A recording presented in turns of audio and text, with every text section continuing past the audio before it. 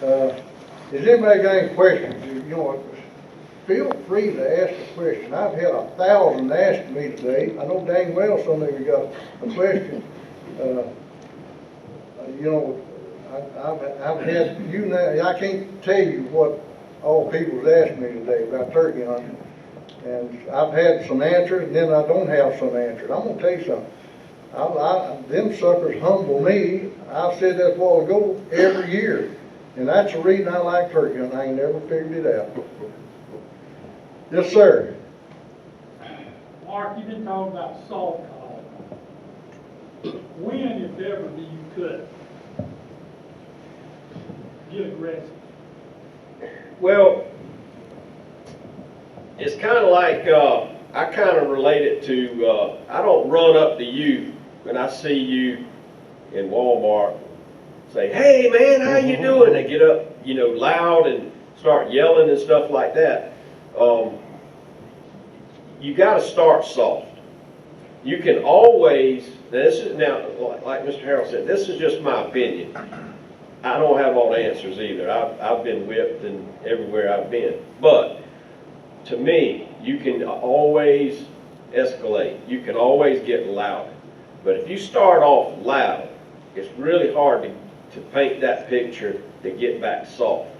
Because you've already, I have watched turkeys and seen turkeys where I maybe thought they were far off, they couldn't hear me real well, and I get aggressive and call to them, and they do that little wing set, and then they walk off kind of looking back, going away. They don't like it. So the main thing is never try to offend the turkey. Start really soft. Give him something that he has no reason to get upset about. Turkeys make noise all day long. If you had if you were walking with a flock of turkeys all day long, you would hear turkeys every minute making some kind of a sound. It doesn't upset anything. Everybody's feeding. You don't see heads going up. You hear purring and you hear soft yelping, which I believe, this is just my opinion again. I see all these TV people, you know, nobody's done more TV than Mr. Harrell. But I see it all the time. These guys are on there purring. To me, when you purring, you ought to be shooting. That's right. You can say the exact same thing, but you're portraying a content turkey that is happy, satisfied. You can do the exact same thing with a soft yelp. Same thing. When you hear turkeys, when you see turkeys feeding, yeah, they're going to be purring, but they're also going to be that little, just soft. So start off there. If you're not getting a response, if you can see the bird, watch how he acts, how he responds. If you see a bird, if you call to him soft and he just keeps feeding, and you get a little bit more, and then you see that tail fan kind of go up like that and then go back down, I'm going to kind of get on him then. I'm going to try to get that tail fan back up and get him excited where he wants to come to me.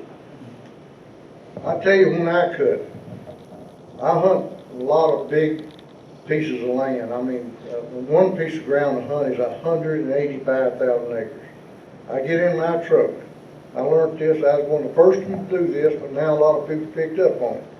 I get in that truck, I drive, I get out and cut as loud as I can. And if he asks me more than twice, I go to him. If he asks me one time, I say, that's a courtesy you got. I ain't wanting him.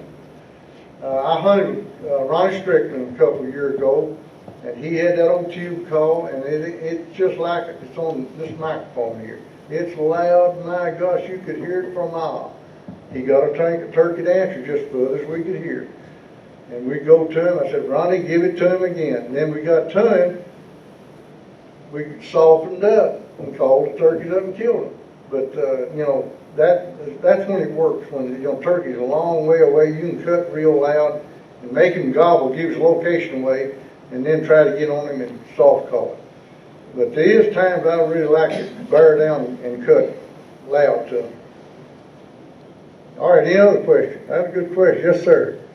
You were talking about how you educate a turkey, and like you said, one Jake or 2-year-old, 3-year-old, how long do you think that memory of that education lasts? Do you think it laps over into the next year, or if that turkey lives to be 3, 4, 5 years old, do you still think they have that memory, or do you think it kind of resets after a certain period of time? I don't know, if I shoot at a bird, he wants to know how long can they remember, you think? You know, if I shoot at a 2-year-old, gosh, he's educated the rest of the year. Man, he's tough to call up. I don't know if they can how they can remember from one year to the next. I don't know that. But, you know, what do you think about that, Mark? Well, there again, it's my opinion, but I tell you what I believe, and I've watched, there's a show, many of you probably saw it, My Life as a Turkey or whatever, where the guy raised the turkeys. He took those turkeys out and he walked with them every day. And he would get to a place, what I'm trying to get at is I believe turkeys remember, they don't remember all this stuff like people think, but they associate something bad happening at a certain spot, at a certain thing happening. So this guy would take these turkeys for a walk, and they would go through the woods, and one day he encountered a rattlesnake by this stump, right? So the turkeys all spooked, and they all kind of went around the rattlesnake. They encounter snakes all the time, things like that. They encounter bobcats, coyotes, all that, all the time.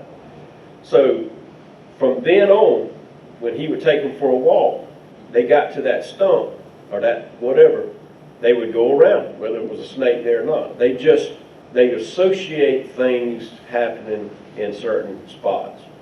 That means if I miss a turkey at a crossroads or at a, whatever, I'm not going to set back up in the same place and try to call that turkey back to the same exact spot. I'm going to change it up. I'm going to come at him from a different way. I'm going to use a different call. I shot at a turkey one time and missed him, just flat out missed him in a field. I called him all the way across the field, and I could not get that turkey to come back across the field. I hunted him for several weeks after that, and I finally realized I went around the other side, changed to a different call, changed the way I approached him, and it made all the difference in the world. I killed him. Now, I believe, this is just me now, but I believe when I hunt a turkey, I tell myself I got one opportunity, one shot at this thing. Got to get it right. So I want to make a presentation, and I want everything right. I want to be sitting in the right spot. I want to be in a place where he wants to come to, and I want to be and I want to call to him at the right time. And a lot of people just go through the woods calling, and walking around and doing all this stuff, but I want to sit down and make a presentation, and I want everything, if I was trying to get you to do something and, whatever, I would try to present it in a way that it would be appealing to you, and I wouldn't want to say something that wouldn't be. So that's what I want to do with that turkey. I want to make sure that everything is right before I make the first call. I don't even want to call to him until I'm where I need to be, or I'm in a position to get to where I need to be. I don't put myself in a corner where, well, if he comes halfway and stops, I can't move because I'm wide open here. So that's kind of the way I look at it. All right, any other questions? Yes, sir, right in the very back. What about this myth about you can't call the turkey downhill or you can't call him across the stream? I've called them downhill and I've called them across rivers. And I've had them to hang up and not come to me. I think it's just a situational thing. It just depends on that turkey and terrain you hunt. One time I was hunting in Montana on the Milk River, and that river is fairly wide, and it's not real wide, not like the Mississippi or nothing like that, but we caught several turkeys. They come to the bank, they walk around, next thing you know, they fly right over to us. And that was a marine turkey. These eastern turkeys, by golly, is a lot tougher, I think. Your marine turkey to me is a lot easier to kill, and your Rio Grande's easier to kill than the eastern. But uphill, there's an old man told me something I'll never forget. He said, son, when a turkey is on a hill, and he's facing towards you, and he's out of shooting range, If you'll shoot, he'll fly right over you. I said, bull. I tried that one time. That turkey flew right over me. And he was pointed my way, I shot, boom, he flew right over my head. I ain't gonna tell you I killed him now, but that's what that turkey done. But anyway, it's so many variables in turkey hunting, my gosh. What works today might not work tomorrow. That's why I say you can't write your speech out and expect to go right what the next day, what you thought of in bed that night. Because you will change your speech every time, most of the time you will. In my life, I've hunted lots of times. I'd like to know how many days I've hunted the last 65 years or 67 years. But I can tell you one thing, I've never seen one too easy. I appreciate them easy turkeys. You know, y'all have asked some good questions. Any other questions? Yes, sir. I get two things. One, the quail call. About 40 years ago, I talked with you in Atlanta. And How many years ago? About 40 years ago. Oh, And I asked you about that call, and you didn't have any, but you looked in your briefcase, and you had one, and you sold it to me. But I'm not as good at hunting as you are. well, I'll buy it back from what you did for me. The other thing, you used to sell a latex, yellow and green, in a packet. Yes. And then all of a sudden, I couldn't find that anymore. Is it because the latex is hard to find, or do you actually sell that anymore? It's not really. If you come by the booth after you get through, I'll give you a piece. Okay. How's that? Yeah. All right, I won't sell it, I'll give it to you. Because it made a difference for me with two. All right? Yes, sir. What about the days when you go and you've done your hoot owl, you've done your crow call, you've done your quill, you cut at him on your tube, nothing? Tough day. Do you ever encounter those? I've had that happen to me lots of times, brother. I have. I mean, I've had that happen lots of times. You know, a turkey is so much more fun to hunt when you hear it gobble. And if you can hear that turkey gobble, you'll stay there most of the day. But when he quits gobbling, you know, you're ready to do something else. I tell you a big mistake I've watched people do in turkey hunting. You set up on a turkey, and he's gobbling and gobbling and gobbling, and then he just quits. You'll sit there, instead of getting up, slipping out this way, and going around at a different location like Mark was talking about a while ago, you get up and go right straight to him. You scare the fool out of him. Don't never do that. If that turkey quits gobbling, get up and change your location. Slip around real easy. And the hunt, where I hunt, you can do that a lot because we got more hills. And probably where Mark hunts is tougher, but he's thicker. It's a lot thicker down there than it is where I hunt. But go to a different location, and you'd be surprised what the turkey, just changing location, what they'll do.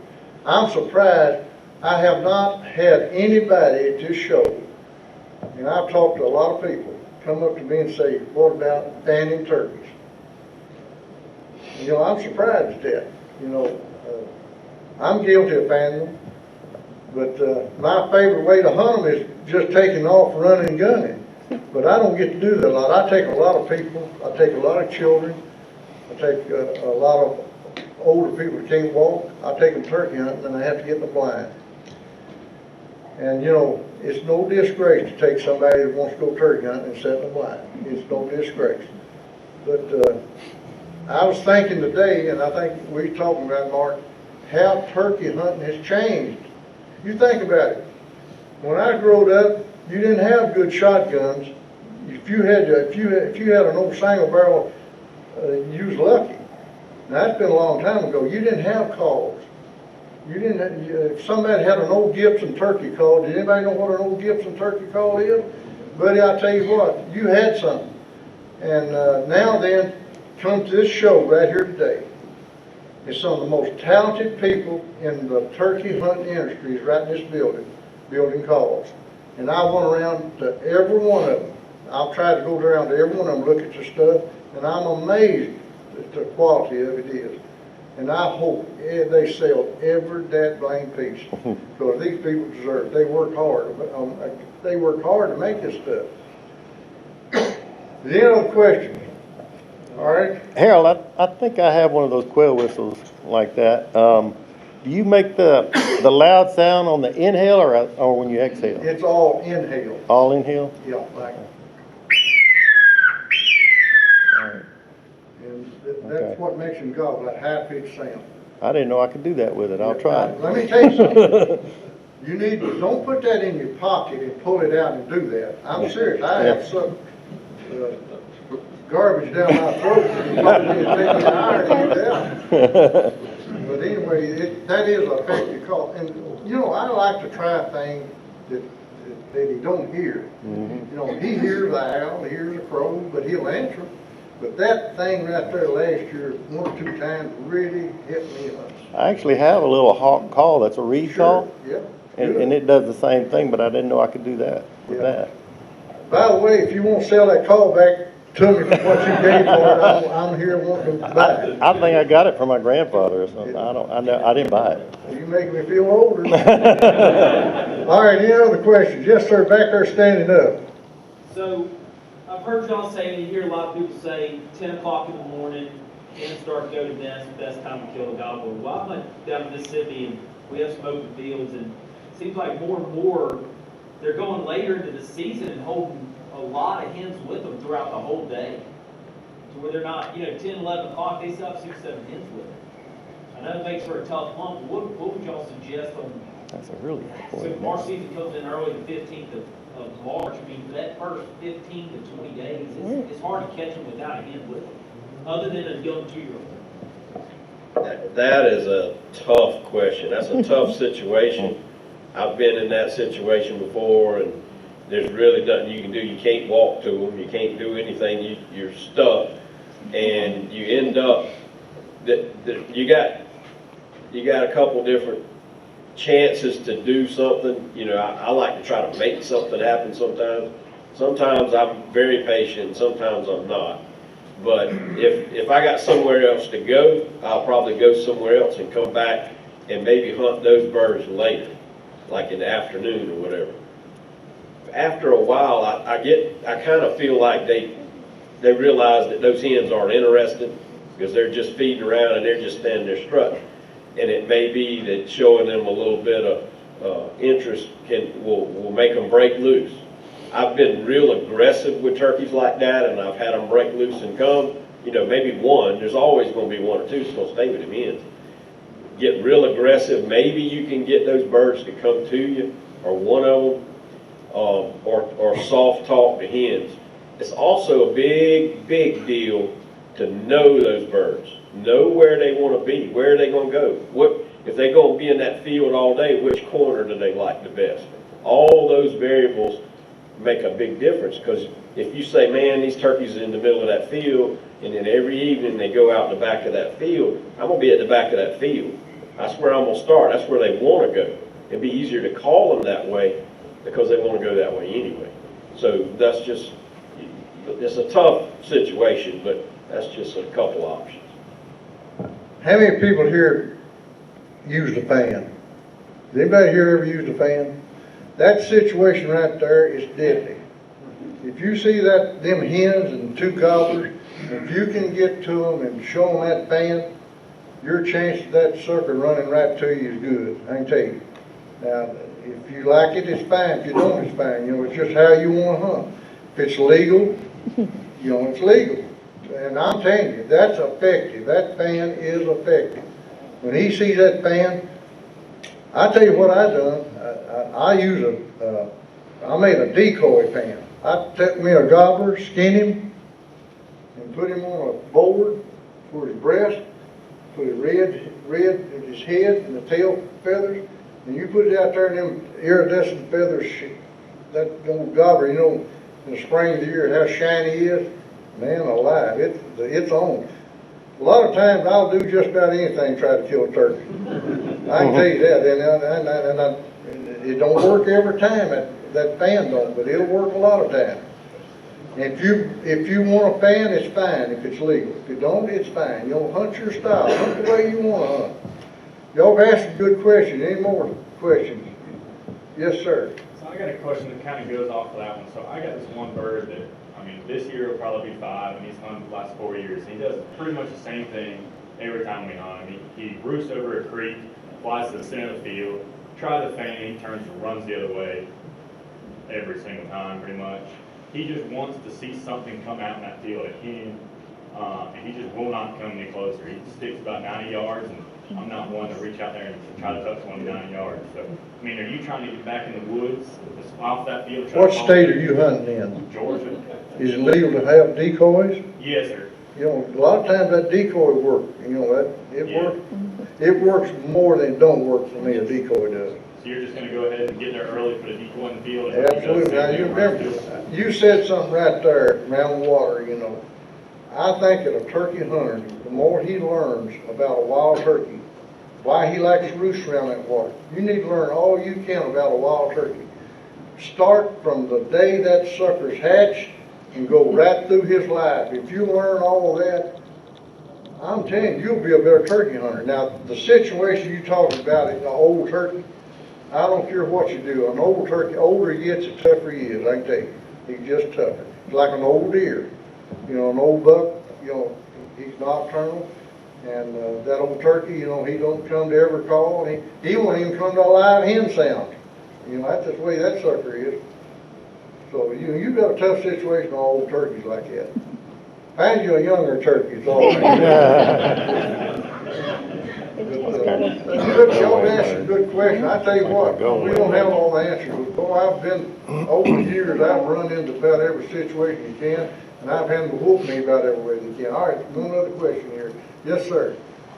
Yeah, Harold, just a quick question, and Mark kind of touched on this. I mean, these birds are all different, they respond differently, but, one hunt that really kind of stands out to me was 2 years ago in Tennessee. It was a late season hunt, and, we could see this bird in the field, and, every time you call to him with a hen call, he'd gobble. He'd just keep gobbling along the way until he was about to go through a gate. So I decided to put a mouth call around and gobble at him, and this bird flipped as soon as he jumped around that gate, and I gobbled to him the entire way. But for a hen call, he didn't have nothing to do with it. He wanted to come like that gobble. Any thoughts on that? I've heard, you know, the bird late season like that could react that way, but just kind of get your thoughts on that. Well, I tell you what works for me, and a lot of people are scared to gobble. A lot of people don't even think about gobbling. I gobble the turkeys all the time. And I'll tell you why. I like realism, like we talked about before. So, all these people putting decoys out, you putting a gobbler or a jake decoy out, they know what it is. They know it's a gobbler. So why would a gobble be any different? All right, so instead of giving them the visual, you're giving them the audio. Where I hunt is really thick, and even if I don't hunt with decoys a lot, but even if I did, they wouldn't see them. So what I would do is in a situation like that, when I got a bird that's hung up and he won't come to me, I'll gobble at him. It'd be pretty much the same thing as showing him a fan or showing him you're giving him the audio version of that. You know, he's like, oh, there's a gobbler right there. I'm not going to tolerate that. He's going to come in there. So that's one thing, you know, don't be afraid. And that's one reason why I started running a tube call. You know, I think that there's hardly anything that gobbles better than a tube call. And that's just one more tool in the box. You know, that's one more thing that can help you be careful too, especially where I'm at. Like I say, it's thick. You're in a thicket and you're gobbling, you know, if you're in a place that other people hunt, you know, you got to be careful with that. But How many people shoot a shotgun before we go turkey hunting this spring? You better. I'm going to tell you something. I test them a lot. I really shoot a lot. And I'm a big tungsten fan. I bet Mark don't even shoot, do you? I bet you shoot numbers. Well, I like it and it's great. It's the best thing ever for killing turkeys. I'm just old school. Using a double barrel. I shoot an old double barrel and I load my own shells and I'm shooting low powered sixes and I shoot them at 20 yards and that's just my thing. But you can't beat tungsten for effectiveness. Well, I've done a television show with our home state of Kentucky, a field they call it. And I went in Lexington, Kentucky 4 or 5 years ago, and I told them, I said, the coming thing in turkey shells is going to be your tungsten. So they came down and done a show. And I said, bring you the 410, bring you 20 and your 12. Bring you shells, whatever you want to shoot. I'm shooting, I believe, Apex number 9 shot, 3-inch, for a 20 gauge and a 12 gauge. We had long beard, we shot them all. And when we got through shooting, it was very obvious what they was going to shoot and what I was going to shoot.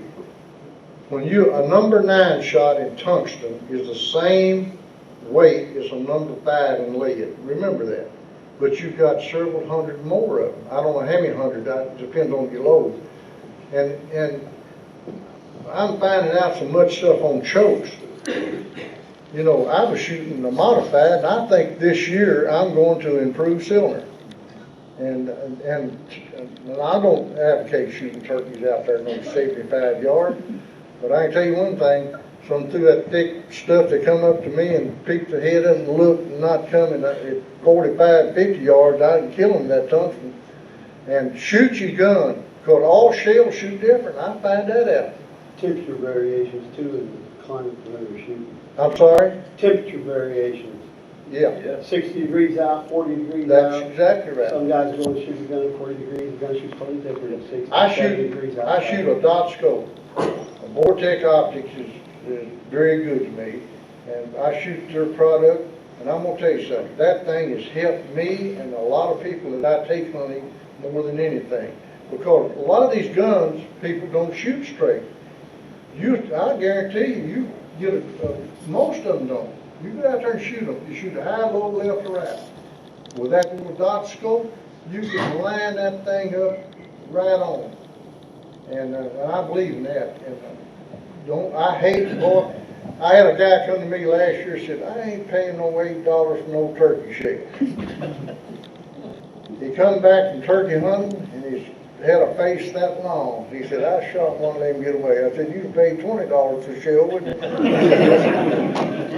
So, but it's not, you know, you're not dove hunting, turkey hunting. You know, box shell's gonna cost you $40, $50, $60. But I'm gonna tell you something, they are good. Will a long beard kill one or a regular shot? Yes, it will. I've killed hundreds of them with it over the years. But I'm gonna tell you, they've improved them tremendously. I do not use a 12 gauge anymore. I use a 20 or a 410. And that's how much more effective these guns and shells are now over when I started. When I started, listen, I had 7 brothers.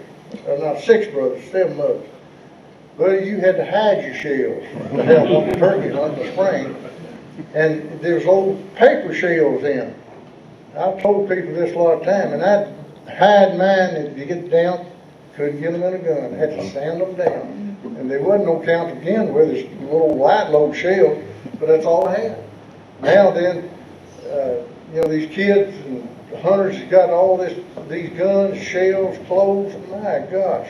And I tell you something else, at home I see so many kids go turkey hunting, and I love to see the young hunt, but they feel like they defeated, they failed if they don't kill a turkey every day. Listen folks, if I seen a turkey track or heard one gobble, it made my year when I was a kid. And don't feel that way. Learn to enjoy what you're doing. Don't put the pressure on you. Go out there and enjoy it. My gosh, it's a great sport for women and men and children. You know, lots of kids is hunting turkeys, killing them at 7, 8, 9 years old. You know, I didn't even know how to shoot a gun at 7 years old. I had a slingshot, a flip when I done it. But all right, any other questions? We've got to round this thing. All right, yes, sir. Back there. I got 2 questions. A lot of the places I hunt, it's about feeding turkeys.